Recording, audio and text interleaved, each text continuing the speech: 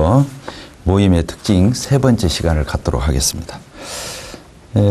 그 모임의 특징 여러 가지를 저희들이 지금까지도 살펴봤는데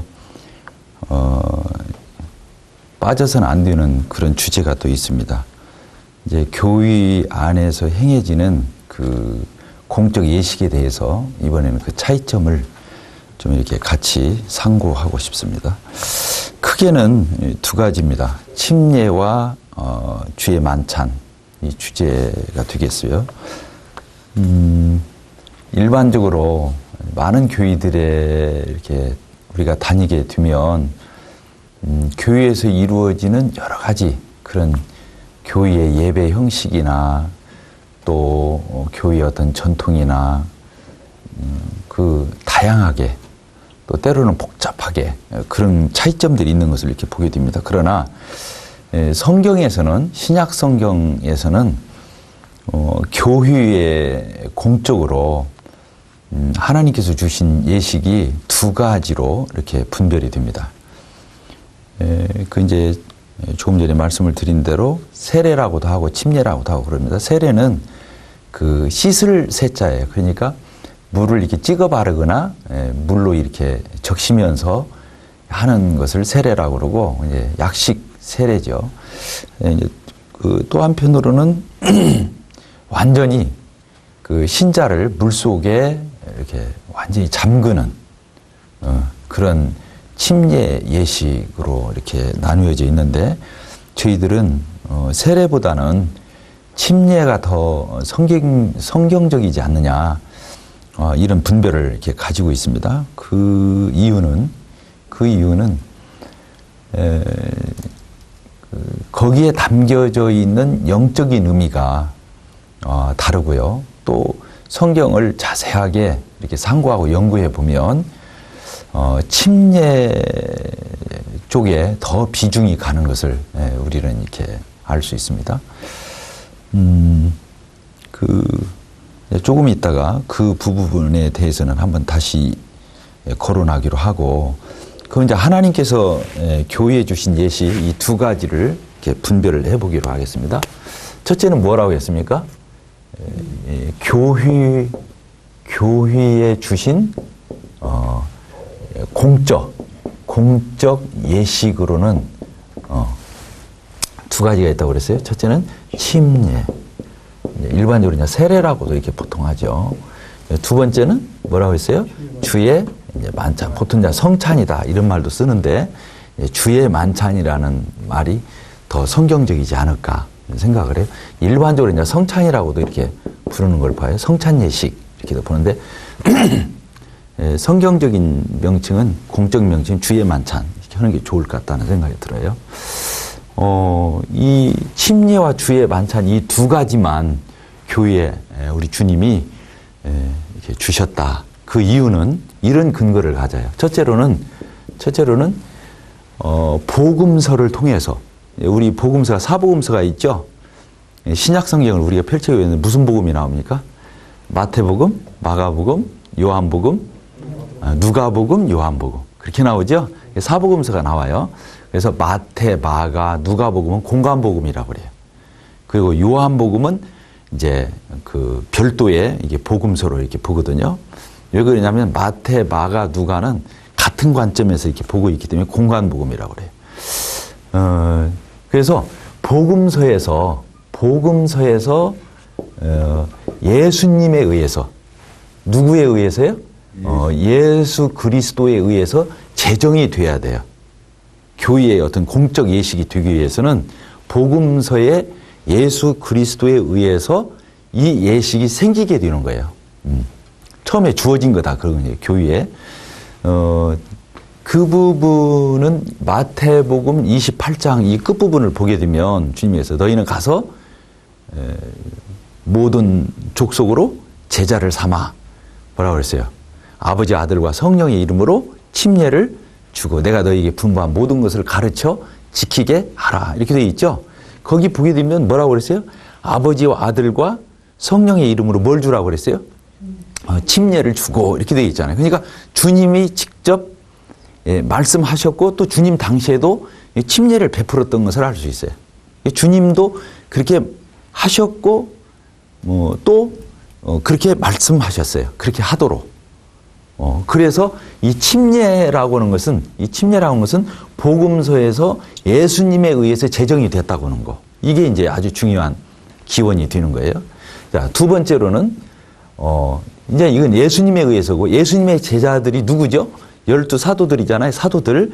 이 사도들에 의해서 시행되는 거예요. 그게 뭐냐면 사도행전에 보면 누구에 의해서요? 사도들에 의해서, 초대교회에서, 이렇게 말하면 더 좋겠죠. 사도들이 돌아봤던 교회가 초대교회니까 이 초대교회에서 실제로 예수님은 제정하셨고 사도들에 의해서 실행되었다. 실행. 실제로 그렇게 적용되고 실천하게 된 이런 부분을 이렇게 보게 돼요. 그래서 사도행전 2장 같은 거 보면 예수님을 믿고 이렇게 돌아온 사람들에게 이게 침례를 베푸는 이런 장면이 실제로 나오죠. 계속 이게 사도행전에서 이렇게 나옵니다. 그래서 사도들에 의해서 실제로 그렇게 실행이 된 거예요. 그다음 세 번째, 또 어떤 근거를 갖게 되냐면 서신서가 뭔 줄 알아요? 서신서는 이제 편지를 서신이라고 하잖아요. 그래서 이제 사도행전 다음에 나오는 성경이 어떤 성경이에요? 로마서, 그리고 이제 고린도전서, 고린도후서 뭐 이렇게 쭉 나가지 않습니까? 그게 다 사도들에 의해서 쓰여진 편지거든요. 베드로 전후서, 뭐 야고보서, 요한일서, 3서, 이게 다 서신서들이에요. 근데 이 서신서에 가보면 이 침례에 대한 교훈이 돼 있어요. 이 침례라는 것이 뭐다? 거기에 담겨져 있는 영적인 의미는 뭐다? 이런 가르침이, 교훈이라는 말은 이제 가르침이라는 거예요. 그냥 침례만 하고 주의 만찬 떼면 되는 게 아니고 이 예식만 한다고 해서 무슨 유익이 있는 건 아니거든요. 거기에 담겨져 있는 하나님의 진리를 알고 그 말씀의 내용을 알고 교훈을 알고서 그 예식을 하고 순종하고 실행을 할 때 그런 영적 유익을 받게 되어 있는 거지, 단지 이 예식을 했다고 해서 유익 된다라고 말할 수 없거든요. 그러니까 서신서에서 사도들에 의해서 쓰여진 이 서신서에서 잘 그 내용이 가르쳐지고 있어요. 그래서 침례에 대한 것은 어디에 주로 쓰이냐면 로마서 6장에서부터 이렇게 쭉 보게 되면 침례의 의미가 이게 나와 있어요. 한번 볼까요? 예. 우리가 이제 성경을 통해서 확인을 할 수 있게 되기를 바랍니다. 로마서 6장 1절부터 보면요, 이렇게 되어 있어요. 그런즉 우리가 무슨 말을 하리요? 은혜를 더하게 하리 죄에 거하겠느냐? 그럴 수 없느니라. 죄에 대하여 죽은 우리가 어찌 그 가운데 더 살리요? 무릇 그리스도 예수와 뭐라고 그랬어요? 그리스도 예수와 합하여, 이 말은 연합하여 세례를 받은 우리는, 침례를 받은 우리는 그의 죽으심과 합하여 침례 받은 줄을 알지 못하느냐, 이렇게 되어 있죠. 예. 그러므로 우리가 그의 죽으심과 연합해서 침례를 받음으로 그와 함께 장사되었나니 이는 아버지의 영광으로 말미암아 그리스도를 죽은 자 가운데 살리심과 같이 우리로 또한 새 생명 가운데 행하게 하려 함이라. 만일 우리가 그의 죽으심을 본받아 연합한 자가 되었으면 또한 그의 부활하심을 본받아 연합한 자가 되리라. 우리가 알거니와 우리 옛사람이 예수와 함께 십자가에 못 박힌 것은 주의 몸이 멸하여 다시는 우리가 주에게 종노릇하지 아니하려 함이니, 이렇게 돼 있어요. 아주 침례에 대해서 이 영적 교훈이, 가르침이 잘 담겨져 있는 것을 이렇게 보게 됩니다. 침례는 어떤 의미가 있다고 여기 되어 있어요? 연합의 의미가 있어요. 따라서 봅시다. 연합. 연합이 있어요. 세례는, 자 보세요. 아까 세례라는 것이 침례의 약식이라고 그랬잖아요. 이 세례는 씻는다는 의미가 있다고 그랬어요. 이게 세수한다는 세자예요. 씻는다는 세자인데, 그러니까 예수님의 보혈의 피로 내 죄가 씻겨져서 깨끗하게 되었다, 이런 의미로 세례라는 말을 쓰기도 해요. 그런데 성경에서 말하고자 하는 단지 예수님의 보혈의 피로 죄사함 받고 씻음 받아서 깨끗하게 되었다, 이 정도의 의미만을 포함하고 있는 건 아니에요. 더 풍성하고 더 깊은 의미가 있는데, 그건 뭐는 의미라고요? 이 침례는, 세례는 아까 씻는다는 의미가 있지만, 그렇죠? 근데 침례는 어떤 의미가 있다고 했죠? 연합의 의미가 있다고요. 연합. 아주 중요한 의미죠. 이 연합은 완전히 하나 되는 걸 얘기하죠. 이 연합. 이 연합은 조금 구체적으로 말하면 예수님이 십자가에 죽으셔서 안 죽으셨어요. 못 박히고 또 창에 찔리시고 가시면류관 쓰시고 그래서 온전히 고난받으면서 예수님이 죽으셨죠. 예, 이게 숨이 끊기면서 머리를 떨구시고 죽으셨잖아요. 실제로 죽으셨어요. 못에 박혀서 죽으셨거든요. 그런데 예수님만 죽은 게 아니라는 거예요. 누가 죽었다는 거예요? 예수님을 믿은 그리스도인도 그때 죽었다는 거예요. 예수님 죽을 때 누구도 죽었다? 나도 죽었다. 따라서 예수님 죽을 때 나도 죽었다. 그러니까 예수님하고 나하고 하나가 돼서 연합돼 있잖아요. 이렇게 연합돼 있으니까 예수님 못 박을 때 나도 못 박겠다는 거예요. 그리고 예수님 죽었을 때 나도 죽었다는 거예요. 그리고 예수님을 죽여놓고 내버려 둔 게 아니라 무덤에 갖다 묻었잖아요. 그것을 뭐라고 하냐면 장사 지낸다고 그러거든요. 첫째는 죽으심. 그렇죠? 예수님이 십자가에 못 박혀 죽으셨죠? 그 다음에 어떻게 됐다고요? 장사되심. 무덤에 묻혔다 그 말이에요. 묻힘이라고 해요. 완전히 묻어버린 거예요. 그 다음에 장사된 지 어떻게 했어요? 3일 만에 예수님 새로운 생명으로 어떻게 했어요? 부활하셨잖아요. 이게 다 연합됐다는 거예요. 예수님 죽을 때 예수님이 십자가에 못 박혀 죽을 때 나도 못 박혔고 예수님이 묻힐 때 어떻게 됐다고요? 예수님 묻힐 때 나도 묻혔고 예수님이 새로운 생명으로 부활할 때 나도 같이 연합해서 부활했다는 이 의미가 침례에는 이렇게 깊은 의미가 담겨져 있어요. 놀라운 의미예요. 아시겠죠? 네. 예. 그 어떤 의미가 있냐면 예수님이 십자가에 못 박혀 죽을 적에 내 옛사람 구원받기 전에 우리가 옛사람이었잖아요. 예? 이제 우리가 예수님의 그 새 생명으로 우리가 부활해서 새로운 피조물이 됐는데 과거에 예수님 알기 전에 내 옛사람이 죽었어요? 안 죽었어요? 죽었다는 거예요. 그리고 또 옛날에 나나 지금의 나나 겉모습은 똑같지만은 바뀐 거예요. 새로운 피조물이에요. 새로운 존재가 된 거예요. 근데 옛사람이 어떻게 됐냐는 거예요. 내 옛날에 구원받기 전에 나는 예수님 십자가에 못 박기 전에 나도 가서 못 박으니까 옛사람이 사실은 있어요? 없어요? 없는 거예요. 죽었기 때문에. 그리고 예수님 갖다 3일 동안 무덤에 이게 묻혀놨는데 그때 내 옛사람도 같이 묻혔다는 거예요. 그리고 지금 이제 우리가 예수님 부활하신 예수님 믿는데 지금 내가 믿는 예수님, 내가 이제 예수님 부활할 때 나도 같이 연합해서 부활을 했다는 거예요. 지금 나는 새로운 나로, 새로운 예수와 부활한 그 예수와 내가 연합된다라는 거예요. 이런 의미를 마음에 새기면서 침례를 받으라는 거예요. 그리고 침례를 받았으면 그 의미를 받아들이라는 거예요.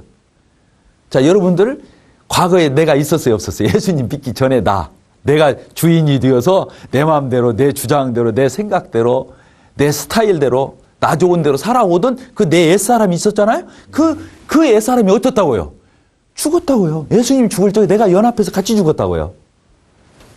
그리고 내 옛사람이 하나도 남김없이 완전히 묻어버린 거예요. 그래서 침례는 그래서 물속에 완전히 잠그는 거예요. 머리카락 하나라도 나오면 침례 주다가 머리카락 하나라도 뜨거나 뒤로 눕다가 오면 발가락이 위로 떠버리면 다시 집어넣거든요. 왜? 죽은 시체 갖다가 발가락 하나 내놓고 묻거나 머리카락 내놓고 묻는 법이 없잖아요. 완전히 묻어버리죠?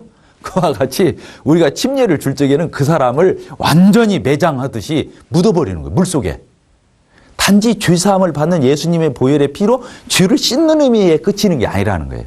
이 침례는 그렇게 중요한 의미가 있어요. 그래서 구원받은 성도가 침례를 받잖아요. 그럼 이런 의미를 알고 받는 거예요. 이 영적 교훈을 알고. 그리고 이제 어떻게 되는 거예요? 이제 내가 이렇게 살아갈 때는 내 옛날에 내가 아니다. 나는 이제 예수님과 부활한 새로운 나로 성령 안에서 새로운 삶을 산다. 이런 분명한 자각을 가지고 그 침례를 통과한 성도들은 또 그런 정체성을 가지고 살아가는 거예요. 이런 놀라운 의미가 있습니다. 자, 그래서 교회에 주신 예식에서 침례는 어쩌다고요? 복음서에서 예수님에 의해서 제정되었고 사도행전에서는 사도들에 의해서 그 초대교회에서 실행되었고 서신서에 의해서 잘 가르쳐지고 있다고는 이 세 가지가 그 속에 다 담겨져 있어요. 그래서 우리가 이것은 주님께서 주신 분명한 예식이다 이렇게 받는 거예요. 근데 이제 예수님이 제자들의 발을 씻기신 그런 세족식이라는 게 있었거든요. 성경에 보면. 근데 그 부분은 복음서에서 제자들의 발을 씻긴 부분이 요한복음에 나오지만 나중에 사도행전을 보니까 어느 곳에도 발을 씻긴 곳이 없어. 그리고 세족식에 대해서 설명한 곳이 없어. 알겠어요? 서신서에서. 그래서 세족식은 때로는 이제 어떤 교회에서나 뭐 이 그리스도인들이 때로는 이제 그런 걸 하면서 참 많은 영적인 그런 그 회상도 하고 또 우리가 이제 남의 발을 시키면서 또 다른 이렇게 마음을 이렇게 갖기도 하고 그런 게 있기는 하지만 공적 예식이 될 수는 없다는 거예요. 이제 이해가 되셨죠? 성경이 있는데 무슨 소리냐? 그렇게 말할 수 있는데 그건 복음서에서만 나와 있잖아요. 그러죠? 이렇게 세 가지의 이런 공통분모를 갖고 있지 않다는. 자, 이제 만찬에 대해서 또 봅시다. 만찬도 마찬가지예요. 예수님이 이 부분도 제정하셨어요. 우리 주님이 잡히시던 날 밤에 제자들을 이렇게 불러가지고 내가 마지막 유월절을 음식을 먹고 싶다. 그래가지고 제자들 모아놓고 최후의 만찬을 하셨어요. 아셔요? 예. 그래서 예수님이 그렇게 하셨어요. 또 사도행전에 가보니까 예수님이 그렇게 하라는 대로 실제로 하는 거예요. 제자들이 모여가 초대교회 성도들이 어디에 나와 있어요? 사도행전 2장에 나와요. 한번 또 보십시다. 사도행전 2장에. 사도행전 2장을 보면 2장 41절, 42절 이렇게 보겠습니다. 같이 읽어볼까요? 42절. 아주 중요해요. 이 신약 성경에서 이렇게 중요한 말씀이 없죠. 42절 같이 읽겠습니다. 시작. 저희가 사도의 가르침을 받아 서로 교제하며 떡을 떼며 기도하기를 전혀 힘쓰니라. 이 네 가지를 잘했어요. 초대교회 성도들은 이 초대교회 교인은 이 네 가지를 중심 삼아서 했어요. 첫째가 뭐예요? 사도들에게 가르침을 받아. 이건 말씀을 얘기하는 거예요. 성경 말씀. 이 하나님 말씀을 정말로 잘 배웠다는 걸 알 수 있어요. 두 번째가 뭡니까? 뭐라고 되어 있어요? 교제하며 이렇게 돼요. 교제는 혼자 하는 게 아니기 때문에 서로 교제하며 이렇게 되어 있어요. 피차에, 쌍방간에, 주거니 받거니 이렇게 교제가 아주 풍성했어요. 성도들 간의 교제. 자, 세 번째가 뭐예요? 떡을 떼며, 우리 뭐 시루떡 쪄가지고 먹었다 이런 뜻이 아니고, 아까 복음서에서 나왔다고 그랬잖아요. 예수님이 떡은 뭘 상징하냐면, 뭘 뜯으냐면 예수님의 고난의 이 몸, 살을 뜯는 거예요. 그 살이 고통받고 찢기고 완전히 만신창이가 되도록 그렇게 해서 우리가 구원받았잖아요. 그래서 그 부분을 기억하는 거예요. 메모리, remember. 우리가 그 부분을 잊지 않고 기억하는 거예요. 내가 구원받은 게 그냥 된 게 아니라는 거예요. 구원은 은혜로 받지만 예수님이 투자하고 거기에 쏟으신 그 놀라운 사랑의 흔적은 우리가 잊을 수 없으니까 이걸 이제 떡과 잔을 놓고 이렇게 하는 거거든요. 여기서 말하는 그 떡을 얘기하는 거예요. 예수님의 고난의 이 몸을 상징하는 그 떡. 그리고 포도주 잔은 뭘 뜻해요? 포도주는 예수님의 흘려주신 보혈의 피를 뜻하는 거죠. 근데 여기 보니까 뭐라고 되어 있어요? 떡을 떼며, 이 말은 배고파서 떡 쪄서 먹었다 그런 뜻이 아니고 구원받은 그리스도인이 그 예수님의 고난의 그 놀라운 사랑을 잊을 수가 없기 때문에 떡을 뗄 때마다, 잔을 마실 때마다 그분을 기념하는 거예요. 기억하는 거예요. 이해가 되셨죠? 초대교회 성도들은 이렇게 했다고요. 그리고 이제 마지막에 이제 기도하기를 전혀 힘썼다. 이렇게 되겠습니다. 말씀, 교제, 그 다음에 예배, 마지막이 기도. 이게 네 가지 기둥과 같은 거예요. 집 지을 때 네 기둥에 큰 기둥이 있는 것처럼 초대교회는 여기에 이 네 가지 기초 기둥과 같은 이후에 건축되었다고 하는 것을 우리가 알 수 있어요. 여기 떡을 뗐다. 여기 보세요. 사도행전에서 초대교회에서 실제로 실행이 됐어요, 안 됐어요? 됐어요. 됐어요. 근데 주로 언제 떼었느냐? 처음에는 자주 떼었던 것 같아요. 막 매일 떼고, 막 모일 때마다 떼고, 떡과 잔을 그렇게 나눴던 것 같아요. 여기를 보면 날마다 써 있어요. 여기는. 그러죠? 그러면 아까 여기서 떡을 떼면은 음식 먹은 것과 다르다는 것을 뭘로 알 수 있냐면 그 다음 절을 보면은 이게 구분이 돼요. 46절입니까? 46절 우리 같이 한번 읽어봅시다. 46절 초대교회 성도들은 어떻게 했는가? 시작. 날마다 마음을 같이 하여 성전에 모이기를 힘쓰고 집에서 뭐더라고요? 떡을 떼며 기쁨과 순전한 마음으로 뭐라고 그랬어요? 음식을 먹고 하나님을 찬미하며 이렇게 돼. 음식 먹는 건 별도로 있어요. 보면 떡을 뗀 것은 뭐라는 걸 알 수 있어요. 아까 주님이 제정하신 떡과 잔을 나누는 만찬인 걸 알 수 있다고요. 그래서 음식 먹는 거가 혼동해서는 안 돼요. 음식은 음식대로 우리 교회 생활하면서 주일날 이렇게 모이면 음식 먹어야 안 먹어요? 점심 식사 같이 하죠? 그것은 음식을 나눠 먹은 것에 해당하는 거고 그 전에 우리 모여가지고 떡과잔을 떼면서 예배를 드려야 안 드려요? 여기서 떡을 떼면 거기에 해당한다는 걸 알 수 있어요. 이해가 되셨죠? 그래서 처음에는 이렇게 빈번하게 더 했던 것 같고 나중에 이제 교회가 이렇게 정착이 되면서 어디를 보시냐면 사도행전 20장을 보겠어요. 한번 찾아봅시다. 사도행전 20장 7절. 제가 읽겠습니다. 안식 후 첫날에 우리가 떡을 떼려 하여 모였더니 이렇게 돼요. 안식 후 첫날이면 언제예요? 자, 안식일이 언제예요? 주일은 언제고? 안식일하고 주일은 어떻게 다른 거예요? 알아야겠죠? 자, 보세요. 자, 우리가 달력에 보면은 요일을 한번 적어봅시다. 일주일을 적어보면 뭐가 제일 먼저 나와요? 월요일부터 나와요? 그렇죠. 일요일부터 나와요. 일, 월, 화, 수, 목, 금, 토 이렇게 되죠. 그러니까 하나님이 구약 맨 처음에 시작을 할 적에 천지를 며칠 동안 만들으셨어요. 6일간 천지를 창조하시고 마지막 날 쉬셨어요. 7째 날에 쉬셨다고요. 그러니까 일요일부터 금요일까지는 무엇을 하신 거예요? 하나님이 창조를 하신 거예요. 그리고 언제 쉬셨어요? 마지막 날 7번째 날이 토요일 날 이게 쉬신 거예요. 이 쉬셨다는 것을 뭐라고 말하냐면 안식했다 그래요. 뭐라고요? 안식. 그래서 이 날을 가리켜서 뭐라고 그래요? 안식일 이렇게 붙이는 거예요. 안식한 날. 그래서 안식일은 언제를 가리키는 거예요? 토요일 날이 안식일이에요. 일요일 날이 안식일이 아니에요. 지금 우리가 일요일 날 모여서 주일로 이렇게 해서 예배드리고 성도드리고 해서 규제하는데 그것은 안식일이 아니에요. 안식일은 토요일을 가리키는 거예요. 그래서 지금도 안식교인들이나 여호와 증인들이나 구약에 아직 머물러서 신약에 눈이 안 뜨인 사람들은 지금도 안식일을 지켜요. 근데 언제 지켜요? 우리처럼 주일날, 일요일날 쉬는 의미에서 모이는 게 아니고 그 사람들은 토요일날 가서 보면 모이고 있어.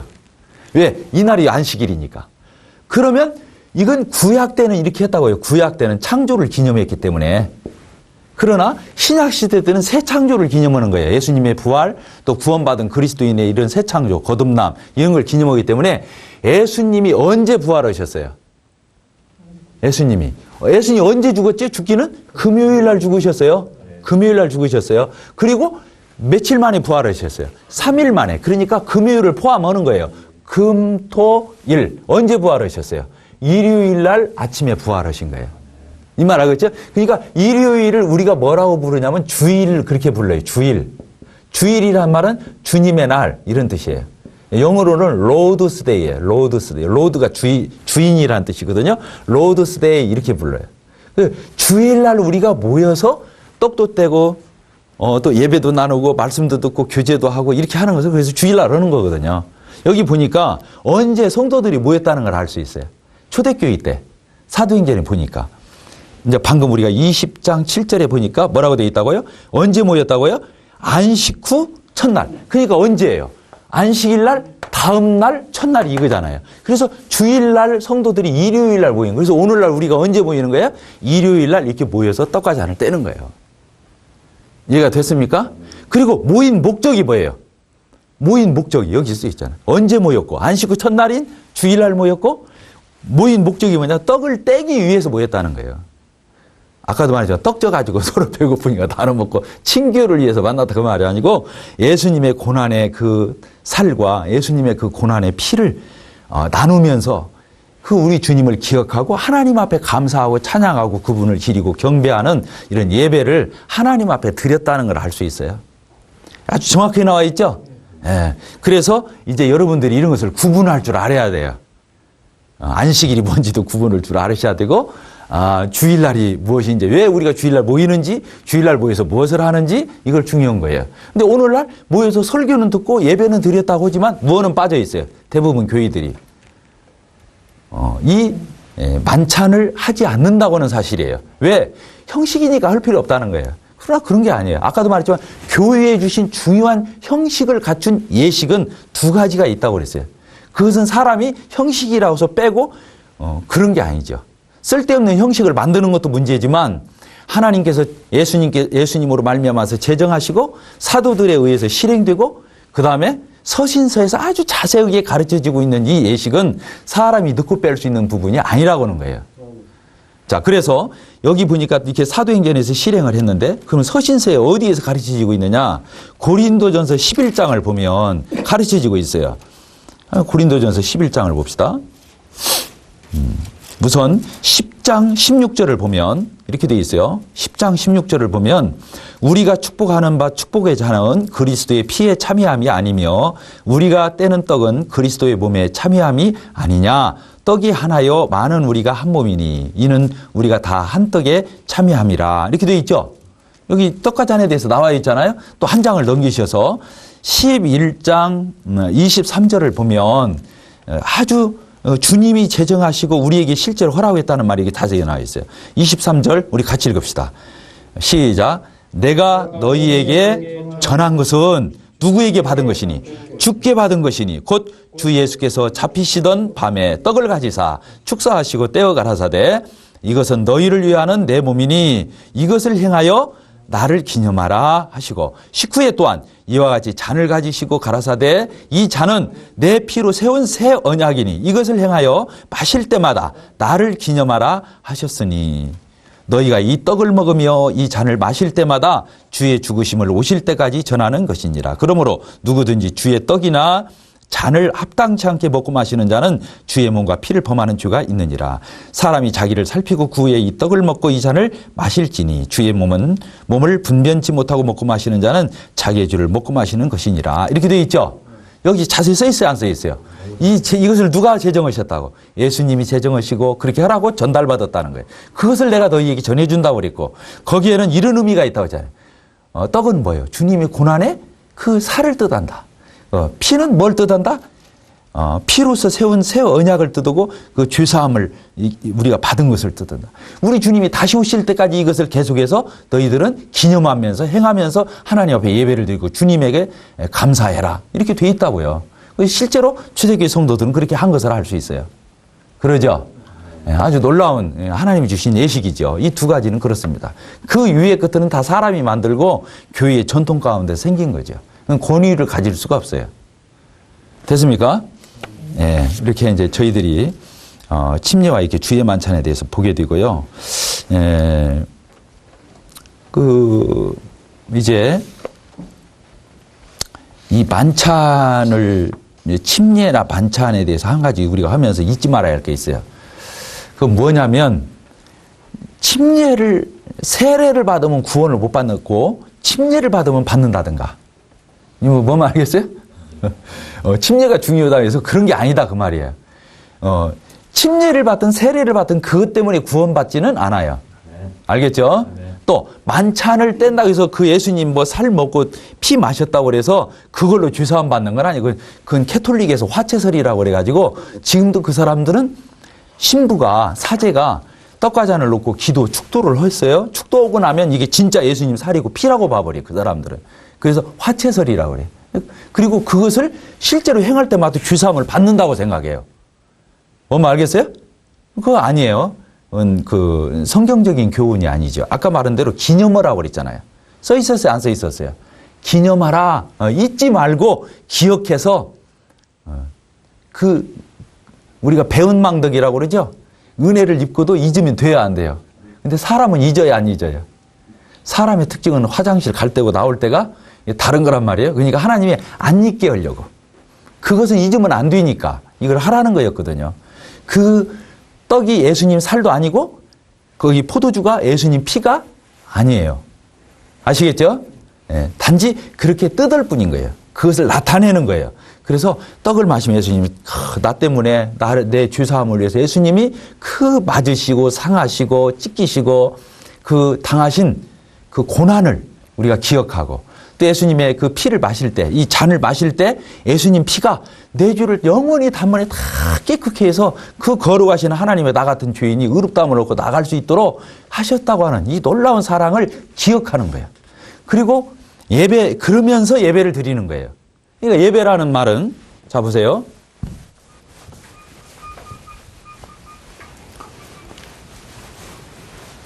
자, 예배라고 하는 것은, 그래요? 예배를 드릴 적에 여기 보니까 초대교회는 무얼 떼면서 드렸다고 그랬어요. 떡을 떼며 이렇게 돼요. 말씀 설교만 들었다고 해서 예배 드린 게 아니에요. 물론 그것도 예배의 중요한 한 부분이 될 수 있어요. 하나님의 음성을 듣는 거니까. 그러나 떡이 빠지면 떡과 잔, 이 떡과 잔, 이게 뭐라고 했죠? 주의 만찬이라고 그랬죠? 이 주의 만찬이라고 그러는데 이 떡과 잔을 들면서 떼고 마시면서 예배를 드린다는 거예요. 이 초대교회가 그렇게 했다는 거예요. 그러니까 예배에 있어서 중요한 요소가 이 떡과 잔을 피할 수 없어요. 왜 그러냐면 이 떡과 잔을 나누면서 누구를 기억한다고 그랬어요? 예수 그리스도를 우리가 어떻게 한다고요? 기억하고 기념하는 거예요. 기억하고 기념하는. 그러면서 어떻게 하는 거예요? 하나님 앞에 이렇게 나를 놀랍게 사랑하시고 나를 구원하시고 이렇게 은혜를 베풀어 주신 하나님의 사랑을 하나님의 사랑을 우리가 잊지 않고 어떻게 하는 거예요? 감사하고, 그렇죠? 또 하나님을 찬양하고, 또 하나님을 어떻게 해요? 경배하고, 그러죠? 이렇게 하는 것을 뭐라고 하냐면 예배라고 하는 거예요. 예배. 예배라는 것은 영어로는요, 워십이라고 그래요. 워십 그래요. 이 워십이라는 말은 이 워는 워스. 가치, 그런데 가치. 아주 귀하다, 가치 있다 할 적에 가치를 이 쉽이라는 것은 스피릿이에요, 스피릿. 어떤 정신. 뭔 말이에요? 스포츠맨십 그러잖아요. 이건 워십을 가리켜요. 그래서 모든 가치를, 모든 영광을 누구에게 돌려드리냐면 하나님을 향해서 돌려드리는 거예요. 이게 예배는 받는 것이 아니고, 예배는 보는 것도 아니고, 예배는 뭐 하는 거예요? 드리는 거예요, 드리는 거. 따라서 드린다. 드리는 거예요. 다 우리가 받기만 했잖아요. 근데 예배 한 가지만 뭐 하는 거예요? 드리는 거예요. 그래서 예배 때는 기도할 적에도 하나님, 우리 아들이 아팠는데, 우리 아이가 아팠는데 낫게 해주세요. 치료해 주세요. 이런 기도해요, 안 해요? 제가 사업이 어려운데 장사 잘 되게 해주세요. 물론 그 기도 할 수 있어요. 그것은 기도 시간에 해야 돼요. 이 말 알겠죠? 예배 시간에는 드리는 시간이지 달라는 시간이 아니라 말이에요. 그래서 예배 때는 찬송도 이루어 달라는 찬송을 선택을 않는 거예요. 하나님 앞에 영광을 돌리고 찬송을 돌리고 경배를 올리고 그분을 기리고 높이고 그분에게 모든 가치를 돌려드리는 그런 드리는 시간이라는 거예요. 이 예배가 그런 시간이에요. 근데 어떤 것을 하면서 떡과 잔을 나누면서 알겠잖아요. 그분이 나에게 베푸신 사랑, 그 은혜 이런 것들을 기억하면서 돌려드리는 시간이 예배예요. 그러니까 예배 때는 기도가 됐던 또 찬양이 됐던 말씀이 됐던 다 그런 것들을 할 적에 하나님 앞에 돌려드리는 의미의 기도들을 한다고 하는 거예요. 기억해 주시기 바랍니다. 예. 그리고 이제 다른 시간에 달라고 하면 돼. 필요한 것은 그건 기도 집회 때, 또 내가 개인적으로 큐티할 때 이게 하나님 앞에 기도할 수 있고 달라고 할 수 있죠. 자녀가 구하라, 찾으라, 두드리라 그러잖아요. 그럼 다 구하면 주시고 찾으면 찾게 되고 두드리면 열릴 거라 했잖아요. 자식이 아버지한테 떡을 달라는데 돌을 줄 부모가 어디가 있고 그러죠? 생선을 달라는데 뱀을 줄 부모가 어디야. 너희 악한 인간이라도 자식에게는 좋은 걸로 줄 알거든. 하물며 하늘에 계신 너희 아버지일까 보냐. 구하는 자에게 좋은 걸로 주시죠. 그러나 예배는 달라는 시간이 아니다. 내가 모든 것을 받기만 했는데 그 시간에는 하나님 앞에 유일하게 드리는 시간이다. 이런 부분을 우리가 알기를 바랍니다. 예, 이런 놀라운 의미가 있습니다. 그래서 떡과 잔을 빠뜨리고 예배를 드린다는 것은 참 허전한 거예요. 찐빵 속에 뭐가 없으면 안 돼요. 안구가 없으면 안 되겠죠? 예, 그와 같아요. 그래서 떡과 잔을 빼고 예배를 드린다는 것은 참 썰렁한 거예요. 알고 보면. 예, 이제 그런 의미를 우리가 알기를 바라고요. 예, 그리고 세례보다는 침례가 더 의미가 있다. 이건 어디를 보면 알 수 있냐면 아까 의미상으로도 차이가 있다고 그랬죠. 예, 세례는 무슨 의미가 있다고 했어요? 씻는다. 근데 침례는 어떤 의미가 있다고 했어요? 연합. 죽고 묻히고 같이 살고 이런 예수님과 나와의 뗄래야 뗄 수 없는 한몸된 연합의 원리가 있다고 하는 거예요. 이것은 나중에 이제 구원받은 성도가 자라가는 이 성화의 과정에 있어서도 옛사람을 청산하고 새로운 부활의 생명으로 승리하는 그리스도인의 삶을 사는 과정에서도 이 침례에 담겨져 있는 교훈은 성화 교리와 연결돼서 굉장히 중요한 의미를 가져요. 여기 이 부분은 깊이 말할 수 없기 때문에 이게 짧게 언급하고 이렇게 마치도록 하겠습니다. 아시겠습니까? 예. 그래서 그 세례보다 침례가 더 성경적이었을 거다라는 것은 그거 좀만 찾고 우리 마치도록 하겠습니다. 우리 어디를 보시냐면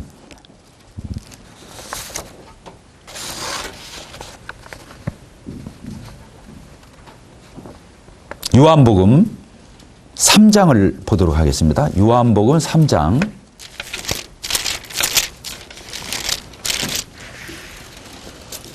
3장 22절을 같이 보겠습니다.